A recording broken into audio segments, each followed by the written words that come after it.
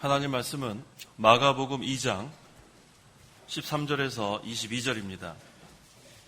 마가복음 2장 13절부터 제가 봉독하겠습니다. 예수께서 다시 바닷가에 나가시니 온 무리가 그분께 나왔으므로 예수께서 그들을 가르치셨다. 또 지나가시다가 알페오의 아들 레위가 세관에 앉아 있는 것을 보시고 그에게 말씀하시기를 나를 따라오너라 하시니 그가 일어나서 예수님을 따랐다. 예수께서 그의 집에서 식탁에 앉으셨을 때에 많은 세리들과 죄인들이 예수님과 그분의 제자들과 함께 식탁에 앉아 있었으니 이는 많은 이들이 예수님을 따랐기 때문이다. 바리새인의 서기관들이 예수께서 죄인들과 세리들과 함께 먹는 것을 보고 그분의 제자들에게 말하기를 저 사람이 왜 세리들, 죄인들과 함께 먹습니까? 하니 예수께서 듣고 그들에게 말씀하셨다. 강건한 자들에게는 의사가 필요 없으나 병자들에게는 필요하다. 나는 의인들이 아니라 죄인들을 부르러 왔다. 요한의 제자들과 바리새인들이 금식하고 있었다. 사람들이 예수께 와서 말하기를 요한의 제자들과 바리새인들의 제자들은 금식하는데 어째 당신의 제자들은 금식하지 않습니까? 하니 예수께서 그들에게 말씀하셨다. 결혼잔치 손님들이 신랑과 함께 있는 동안에 금식할 수 있느냐? 신랑이 그들과 함께 있는 동안에는 그들이 금식할 수 없으나 그들이 신랑을 빼앗길 날들이 올 텐데 그날에는 그들이 금식할 것이다. 아무도 새 1000조각을 헌 옷에다 대고 깁지 않는다. 만일 그렇게 하면 대고 기운 새 조각이 그 헌 옷을 잡아당겨 그 찢어짐이 더 심하게 된다.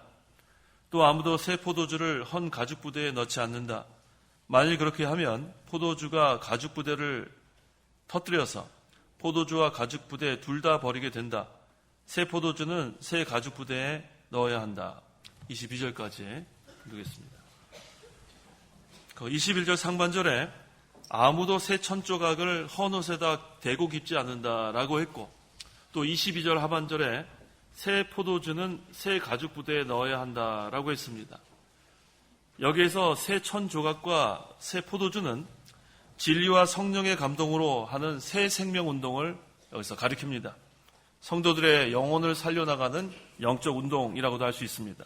그러므로 이 시간 증거의 말씀의 제목은 새 생명 운동, 새 생명 운동이라는 제목으로 말씀을 증거하겠습니다. 13절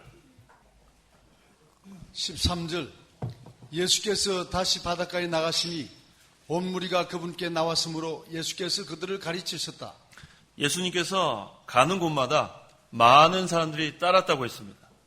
바닷가에 가시면 바닷가에 따라오고 또 광야에 나가시면 광야에 따라오고 온 무리가 그분께 나왔으므로 예수님께서 그들을 가르치셨다. 예수님께서 많은 무리들이 모였을 때마다 하시는 일이 말씀 가르치시는 거예요. 복음 선포하는 것.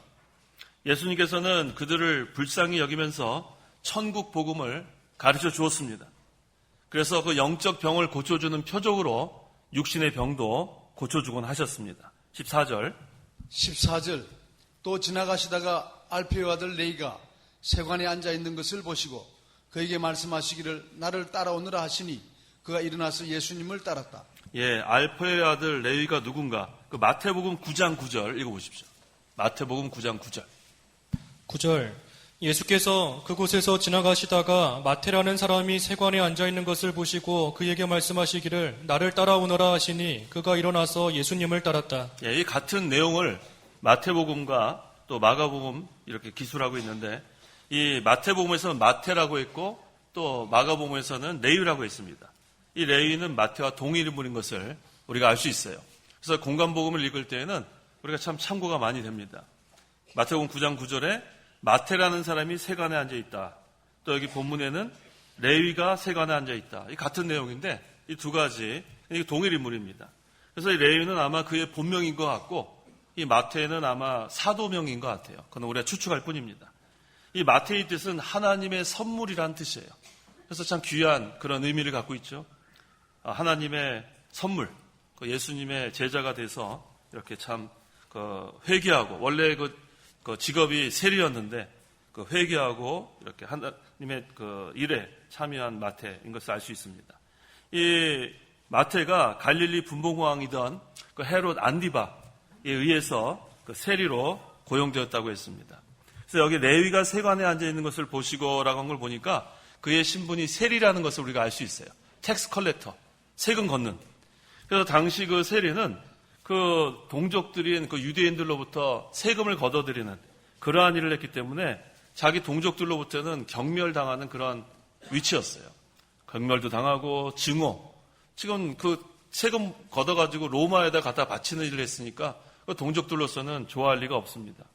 그러한 그 세리 마태를 예수님께서 나를 따라오너라 라고 이렇게 부르신 거예요. 제자로 부르셨습니다.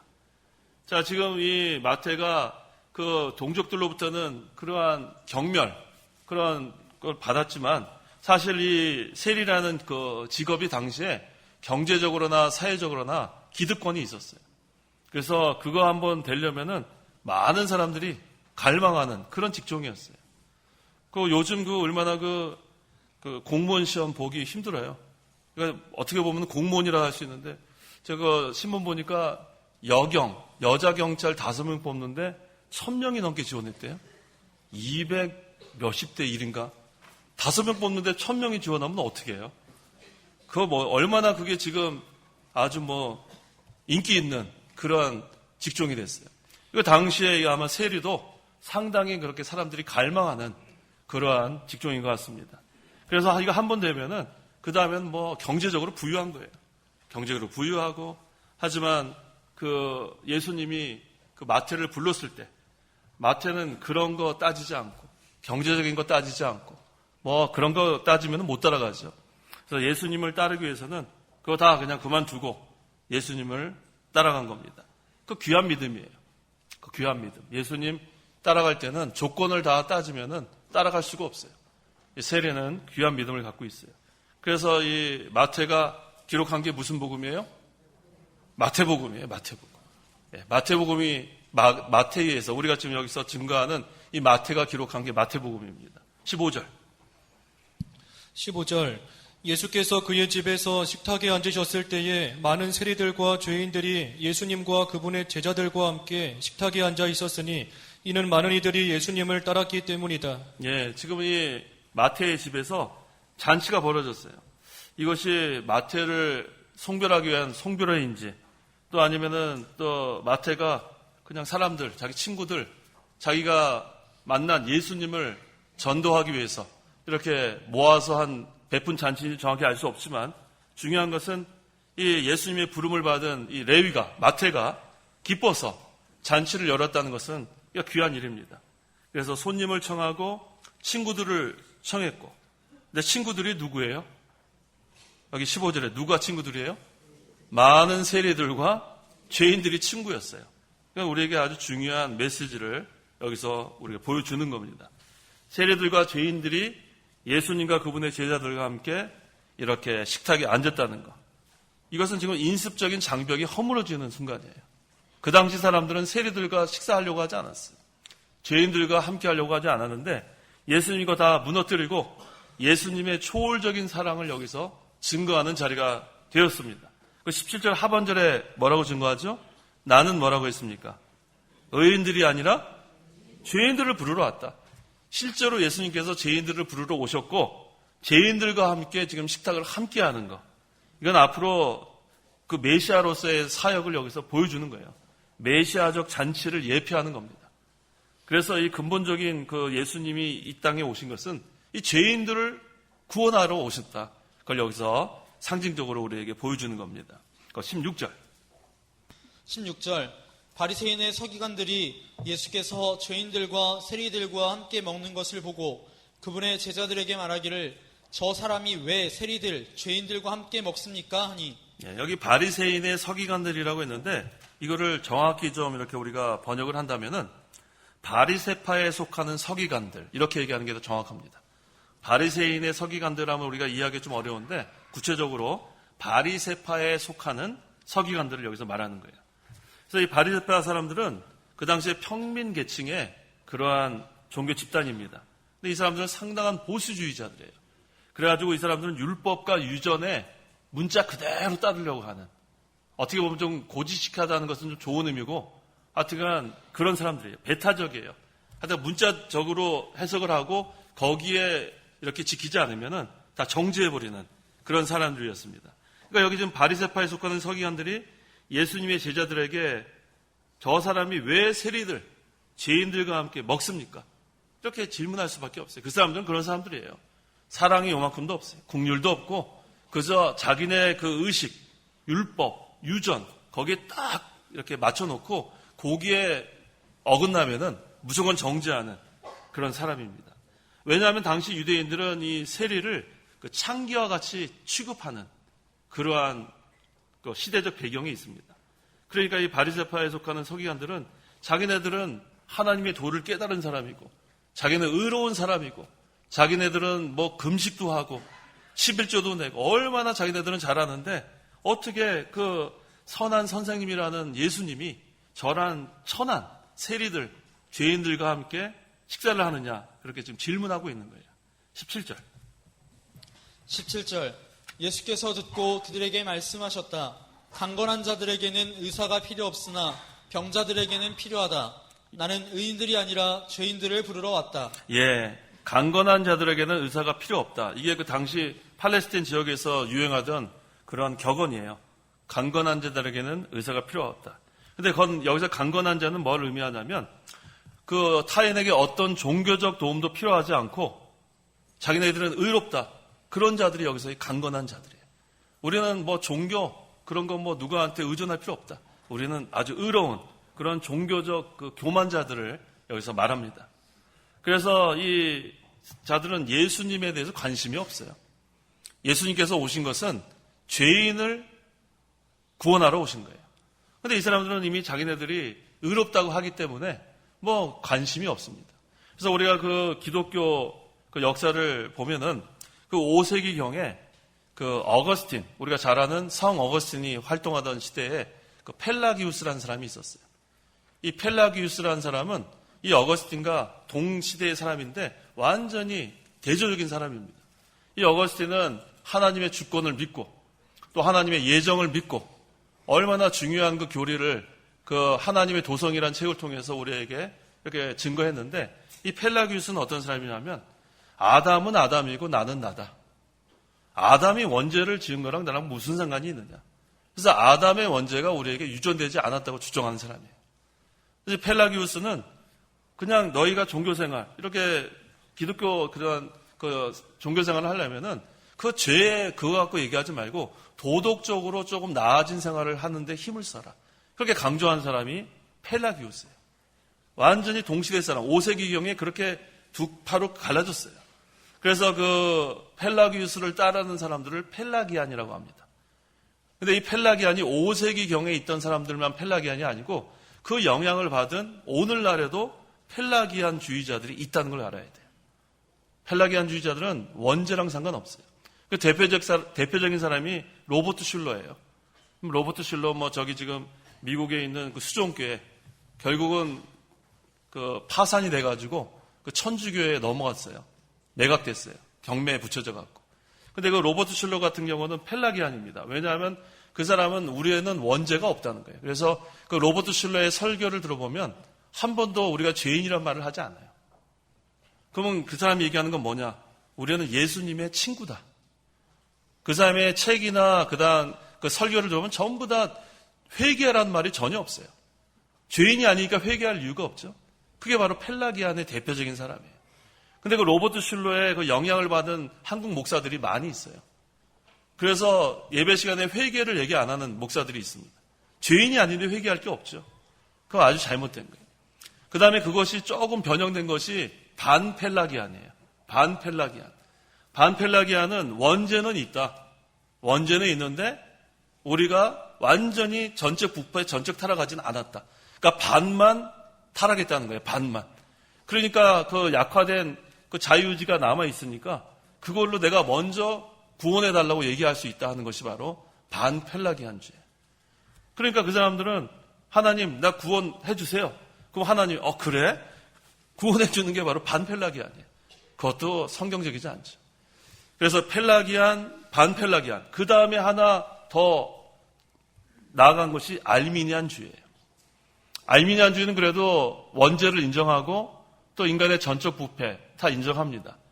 그런데 그들이 주장하는 것은 예수님이 십자가에 달려 죽으실 때 온 인류를 위해서 죽었기 때문에 이거 예수님이 십자가의 구속을 통해서 모든 사람의 자유의지가 회복됐다는 게 알미니안주의예요. 그러니까 결국은 또 그건 뭐예요? 사람에게 결정권이 있다는 거예요. 그래서 내가 복음을 들었을 때 내가 믿으면 내가 하나님의 택한 백성이 되는 거고, 내가 복음을 거절하면 나는 하나님과 상관없는 거예요. 그게 알미니안주의입니다. 그래서 이 펠라기안, 반펠라기안, 알미니안, 이게 전부 다 지금까지 이렇게 발전이 되어 왔는데, 이것이 오늘날 많은 기독교인들이 그렇게 신앙생활을 하는 것을 우리가 알아야 돼요. 그런데 감사한 것은 아까 그 동시대에, 펠라기우스와 동시대에 살았던 어거스틴, 그 어거스틴이 제대로 성경을 깨달았어요. 하나님의 주권도 깨달았고 하나님의 예정도 깨달았고, 그래서 그 영향을 받은 사람이 누구냐면 칼빈이에요. 5세기에서 16세기 그 사이에는 상당히 암흑시대가 길었어요. 중세시대는 이 교리에 대한, 성경 말씀에 대한 그런 발전이 거의 없습니다. 16세기에 이르러서 이제는 루터가 종교개혁을 하고, 그 다음에 이제 칼빈이 이 교리서, 또 여러 그러한 종교개혁자들, 부서나 쭈빙글리나 여러 그러한 사람들이 이런 교리를 잘 세워놨는데, 그 칼빈이 그 어거스틴의 그 예정과 주권, 그것을 잘 이어받아서 오늘날 우리가 무슨 주의라고 그래요? 우리는 칼빈주의라고 그러는 거예요. 그래서 그 배경을 우리가 좀 알아야 돼요. 칼빈주의는 그래서 칼빈주의예요. 칼빈이라는 사람이 훌륭해서 칼빈주의가 아니라 그 성경, 그 다음에 어거스틴의 그 하나님의 주권과 예정, 그것을 종교개혁 시대에 잘 이어받은 사람이 칼빈이고, 그 칼빈의 그 신앙을 잘 이어받은 사람들이 17세기 이후에 청교도들이에요. 그래서 청교도들은 하나님의 절대 주권을 믿습니다. 그래서 우리가 그 이 목사님 그 강해서를 읽어보면은 뭐 청교도 그 정신이 곳곳에 있어요. 하나님의 주권, 그 다음에 하나님의 예정, 그 다음에 죄에 대해서 애통하고 의에 대해서 살려고 하는 그 정신, 그게 전부 다 청교도 정신입니다. 그래서 우리가 이 죄인인 것을 깨닫지 못하는 자들, 자기가 회개할 이유가 없죠. 이 바리새인들이 이 펠라기안들하고 다를 게 뭐예요? 예수님이 지금 죄인을 구하러 오셨는데 이 사람들하고는 별 관심이 없어요. 내가 죄인이 아닌데 내가 왜 죄인이랑 무슨 상관이냐. 그러니까 오히려 그 세리들과 죄인들과 함께 식사하는 그런 것을 지금 정죄하고 있는 것을 우리가 알 수 있습니다. 예수님께서 이 세상에 오신 것은 의인을 부르러 오신 것이 아니에요. 누구를 부르러 오셨어요? 저와 성도 여러분 같은 죄인을 부르러 오셨기 때문에 우리가 예수님 만난 거예요. 내가 의인이다, 나는 죄인이 아니다 하면 예수님 못 만납니다. 하지만 나는 죄인이다, 나 같은 죄인 살리신 주 은혜 놀라와, 그거는 내가 죄인인 것을 깨달은 사람이 고백할 수 있는 거예요. 그래서 우리가 예수님 믿으면 예수님의 십자가 피로 우리의 모든 죄를 다 용서함 받은 거예요. 그래서 법적으로는 우리가 의인이 되고, 또 실제적으로는 또 우리가 죄를 짓기 때문에 또 회개하고 점점 주님의 형상, 예수님의 형상을 닮아가는 겁니다. 그래서 예수님께서 우리를 부르시는 거예요. 내가 예수님을 찾아가는 게 아니라 예수님이 우리를 부르시는 거예요. 그래서 예수님이 우리를 부르시면 우리가 어디에서 어디로 옮겨지나. 요한복음 5장 24절. 24절. 내가 진정으로 너에게 말한다.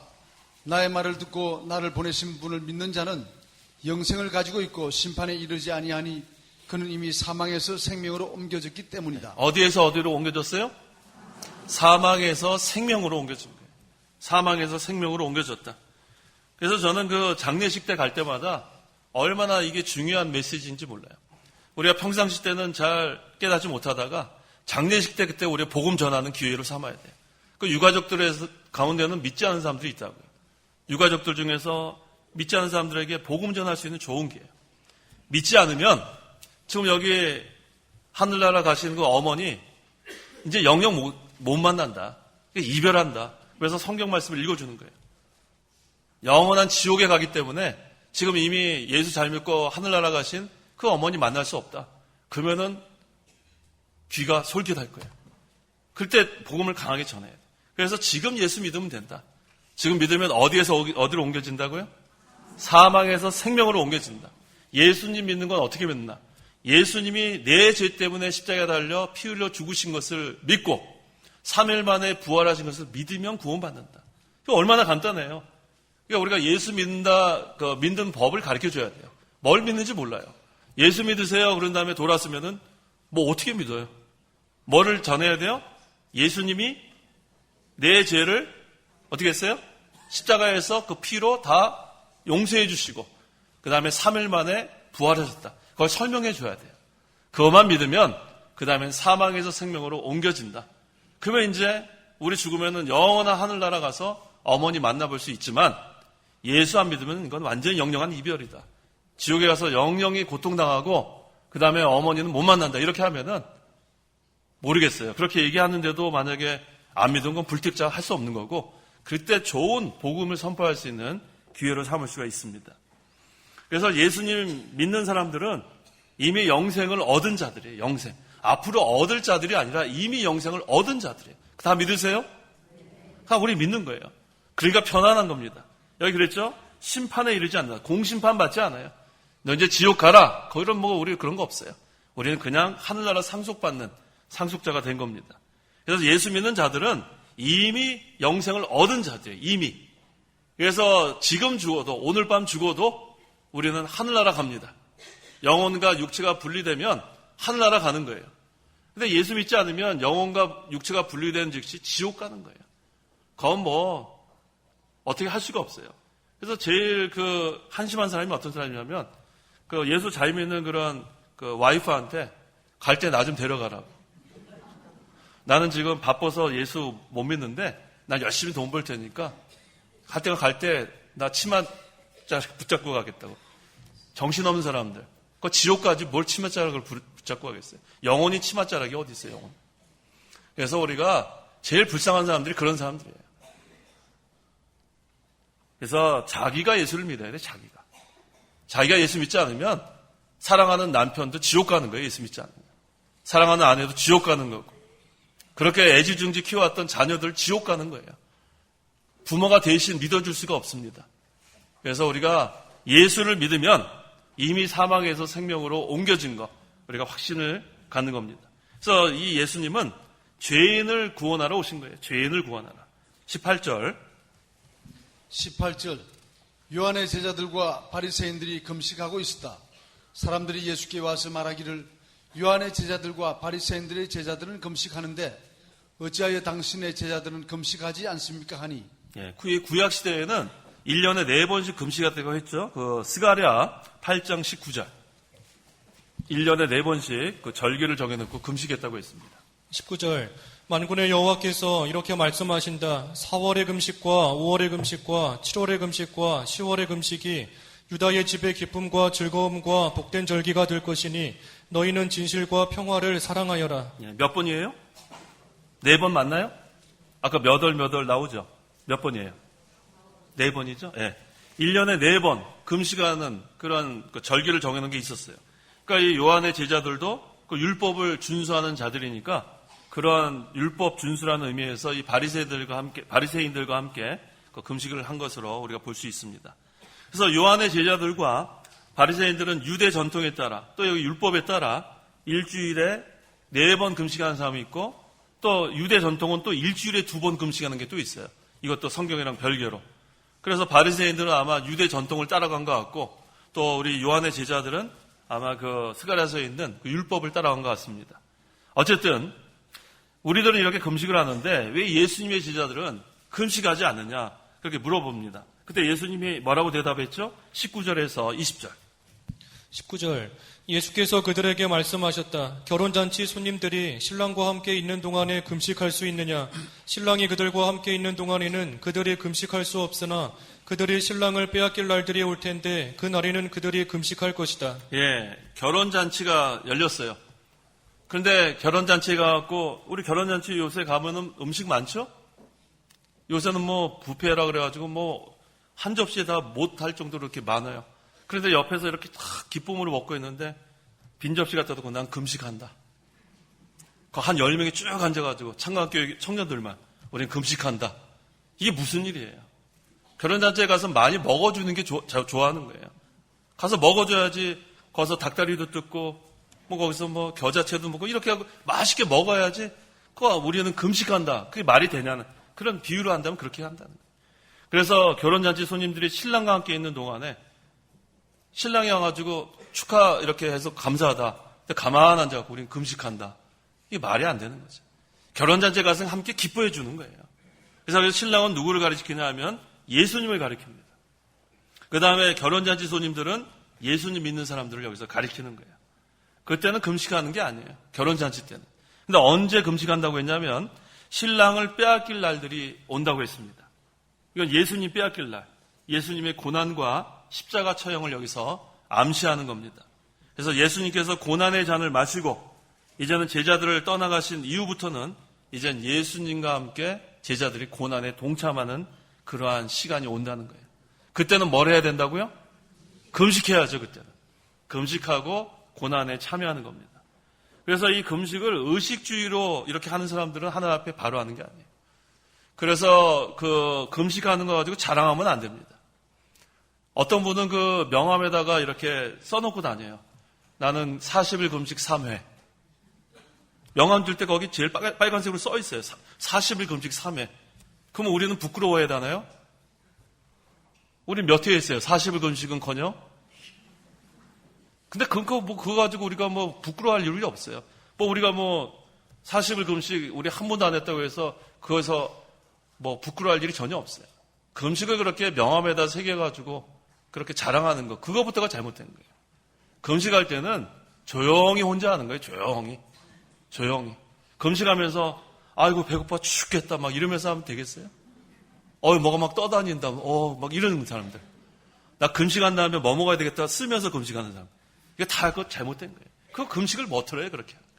금식은 오전 시간에도 증거한 것처럼 자기를 쳐서 복종시키는 시간이 금식이에요. 자기를 쳐서 복종시키는 게 그 금식의 의미가 있는 겁니다. 그래서 자랑하려고 금식하는 거, 그거는 합당치 않습니다. 우리가 금식할 때에는 그 이사야 58장 3절 이하에 있는 것처럼 자기의 목소리를 하나님께 상달하려고 하는 것이 목적이에요. 간절히. 그래서 우리가 금식할 때는 환난 때, 또 어려운 힘을 당할 때, 도무지 내 힘으로는 안 될 때에는 하나님께 매달릴 때, 내 목소리가 하나님께 상달되기를 원하는 마음으로, 자기를 쳐서 복종시키는 마음으로 그렇게 금식하는 거지, 이러한 바리새인들처럼 의식적으로 하는 것은 합당치 않습니다. 그래서 예수님의 제자들은 왜 금식하지 않느냐는 그 질문에 예수님께서 적절하게 대답해 주신 거예요. 신랑과 함께 있는 동안에는 신랑과 함께 즐거워하라는 거예요. 즐거워하라. 교제하라. 그 다음에 새 생명의 세계에서 사는 사람은 금식할 필요 없다는 거예요. 영적 세계를 사모하라는 그런 말씀을 여기서 보여주고 있습니다. 21절에서 22절. 21절. 아무도 새 천 조각을 헌 옷에다 대고 깁지 않는다. 만일 그렇게 하면 대고 기운 새 조각이 그 헌 옷을 잡아당겨 그 찢어짐이 더 심하게 된다. 또 아무도 새 포도주를 헌 가죽부대에 넣지 않는다. 만일 그렇게 하면 포도주가 가죽부대를 터뜨려서 포도주와 가죽부대 둘 다 버리게 된다. 새 포도주는 새 가죽부대에 넣어야 한다. 예수님께서 이 금식에 대해서 답변하시면서 두 가지 예를 여기서 보여주시는 거예요. 우리가 잘 아는 이 성경 구절이 금식에 대한 답변으로 우리가 잘 모르고 있었는데 그 위에 그 구절과 이어서 예수님께서 말씀하시는 걸 보면 이 금식에 대한 답변에 대한 두 가지 예를 여기서 보여주고 계십니다. 자, 첫 번째 예는 뭐냐면 새 천조각을 헌옷에 붙이는 자가 없다는 거예요. 천조각 그 새 거를 헌옷에다 붙이는 자가 없다. 또 두 번째 예는 새 포도주를 헌 가죽 부대에 넣지 않는다는 것. 이 두 가지 예를 보여주는 건 왜 그러냐면 의식주의에 빠지지 말라는 거예요. 의식주의에. 바리새인들 같은 그런 의식주의로 그런 신앙생활 하지 말고 새 생명 운동하라는 거예요. 영적 운동. 그래서 여기 먼저 새 천조각을 헌옷에 붙이지 말라는 것은 그렇게 되면 어떻게 돼요? 새 조각이 헌옷을 잡아당깁니다. 그래서 찢어짐이 더 가속화되기 때문에 그렇게 하지 말라는 것. 또 새 포도주를 헌 가죽 부대에 넣으면 이 새 포도주가 팽창하면은 그 다음에 이 가죽 부대가 터져서 가죽 부대도 버리고 새 포도주도 버린다는 그런 의미입니다. 그래서 이 새 포도주는 새 가죽 부대, 이거 아주 중요한 거예요. 새 포도주는 어디에다 넣어야 돼요? 새 가죽 부대에 넣어야 된다는 거. 그 고대 그 유목 생활을 하던 팔레스타인 사람들은 항상 그 염소, 가죽 그런 부대에다가 이렇게 그 음료, 특별히 포도주를 넣고 이렇게 다녔다고 합니다.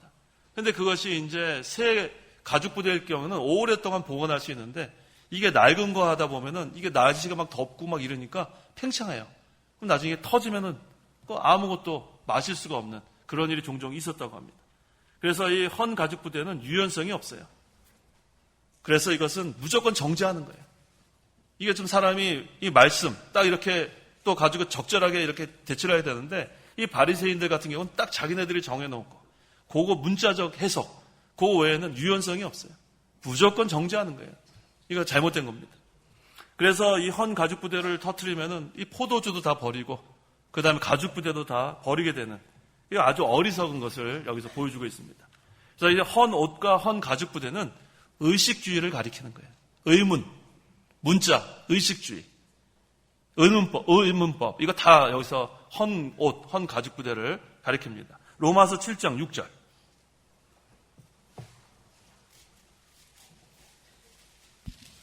6절 지금 우리를 얽어매던 것에 대하여 죽었으므로 율법에서 벗어났으니 그러므로 우리는 성령의 새로운 것으로 섬기고 의식법 문자의 낡은 것으로 섬기지 않는다.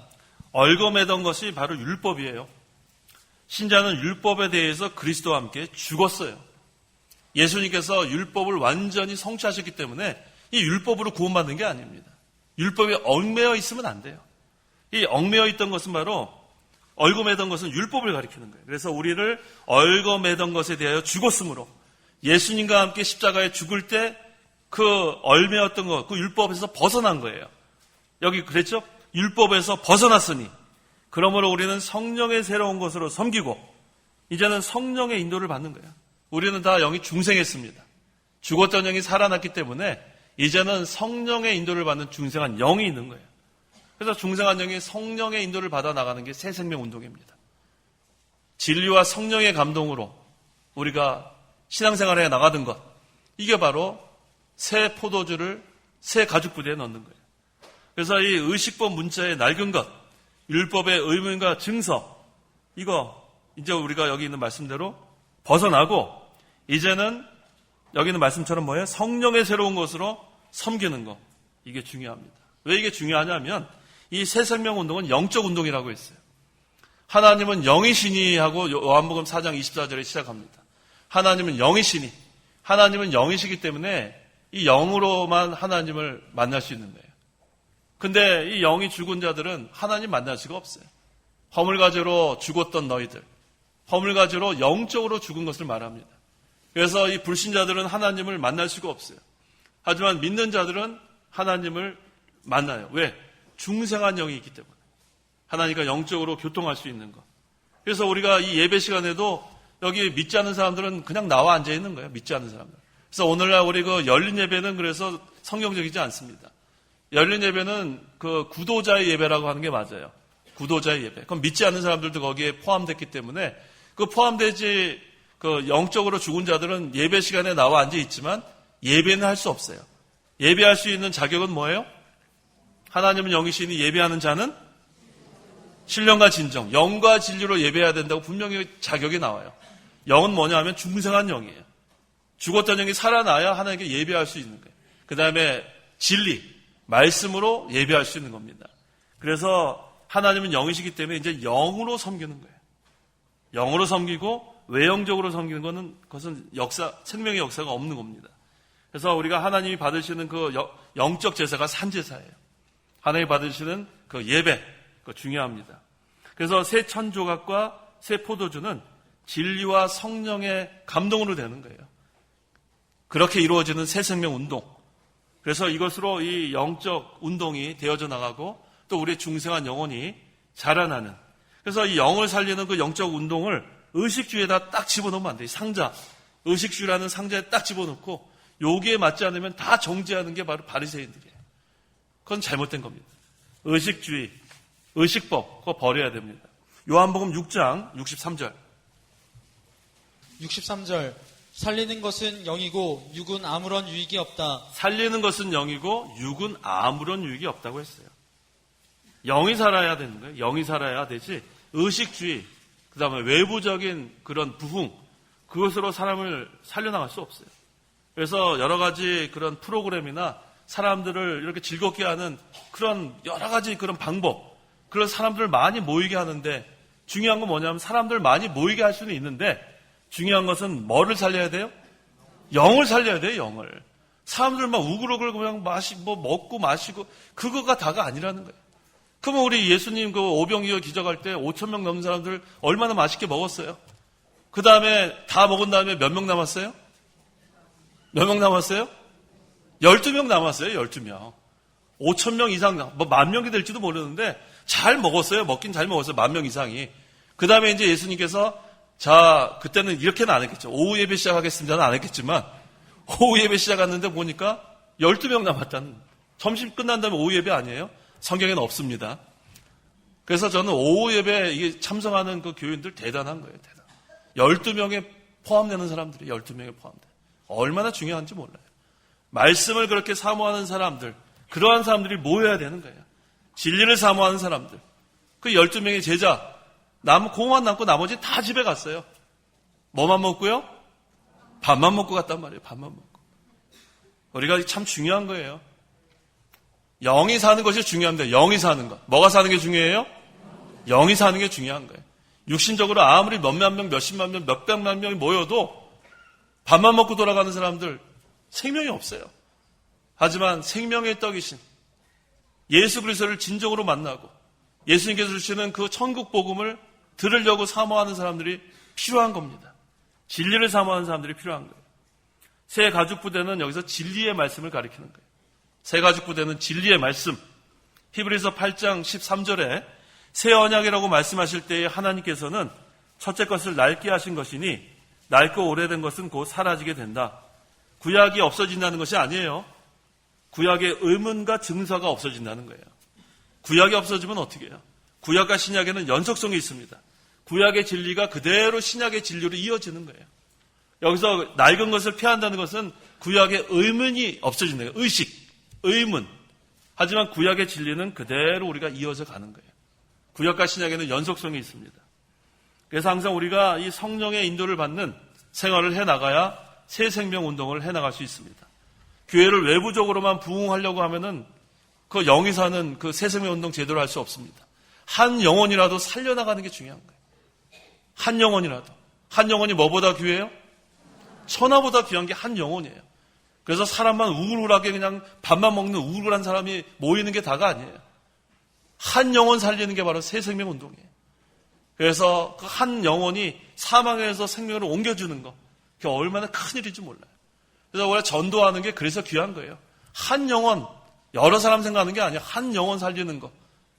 그것이 중요합니다. 그래서 오늘 이 아주 중요한 거예요. 새 생명 운동. 이 영이 성령의 인도와 또 진리의 말씀의 인도를 받아서 해나가는 새 생명 운동.